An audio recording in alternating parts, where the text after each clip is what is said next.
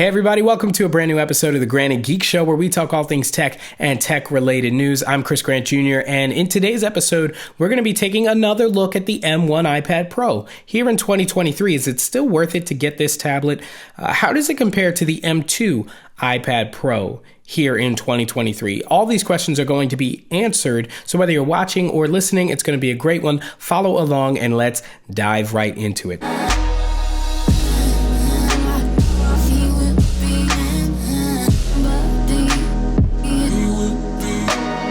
So the M1 iPad Pro came out in May of 2021, and it had the M1 chip, which we had previously seen in the MacBook Pro and the MacBook Air M1. This chip was bonkers. It was beating out i7 processors. We had never seen this kind of power in a tablet before. And even with a Mac, we had never seen that kind of performance at that price point. So it was a beast. And even now here, nearly 2 years later, remember it came out in May of 21, we're in April of 23 now.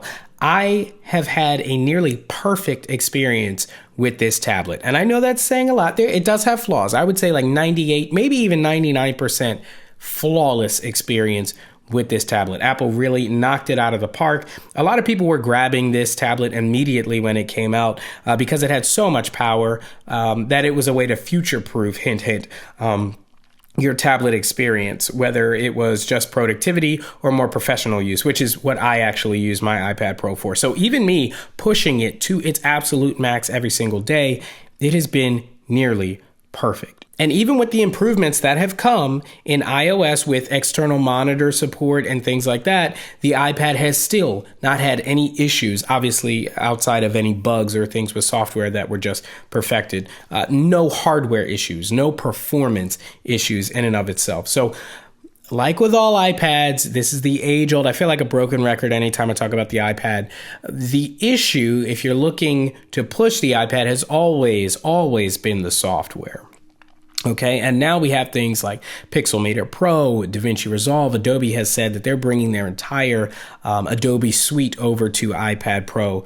We even have softwares like Xcode now where you can code and test out your software, your app, right there on your iPad. Those apps are the future. They're actually pushing the iPad to its brink, to the limits of its capabilities, at least as far as the M1 chip is concerned. So now, honestly, I tell everybody that I meet, yeah, go get an iPad. Go get an iPad Pro in particular, especially when they're considering iPad or laptop. And of course, it's depending on their needs, but I don't think there are many people who push the iPad as far or further than I do right now in terms of just like consumer prosumer level. And the iPad just gets it done. So if it's productivity you need, you've got the Google Suite, you've got obviously iLife and even some Microsoft Word and stuff like that on the iPad Pro. So it really can handle all of the productivity stuff. DaVinci Resolve was the thing I had been waiting for such a long time. And with the announcement of the M2 iPad Pro, they announced DaVinci Resolve.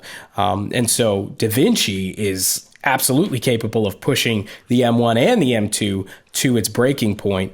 And it's only a matter of time before we will need those iterative upgrades like M2 and M3. And even though it's full DaVinci Resolve, it will only be a matter of time before all the features are fully unlocked. And then we'll really see what the M1, M2 difference is in terms of performance when you get into 4K and even 6K timelines and stuff, color grading and correction and things like that. So, but certainly for gaming, certainly for productivity, video editing, this thing is a monster even today in 2023. Now, lastly, on just talking about the iPad, I've said this many times, it is the ultimate content consumption device. It's very good at content creation, especially with input devices like Apple Pencil and things like that.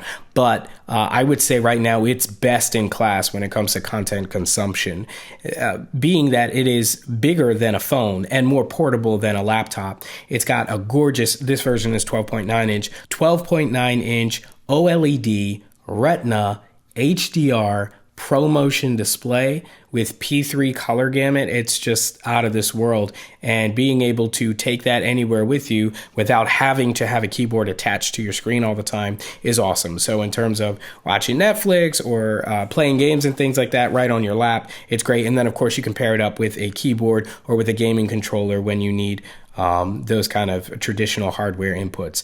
So now comparing it to the M2 chip, okay, and specifically the M2 iPad Pro, in most ways, they're identical, and we'll get into that. So they're both 12.9-inch liquid Retina XDR display. We all talked about that. True tone, anti-reflective. The difference with the M1 and the M2 chip is that while they are both 8-core CPUs, the M2 is a 10-core GPU versus the 8-core GPU on the M1.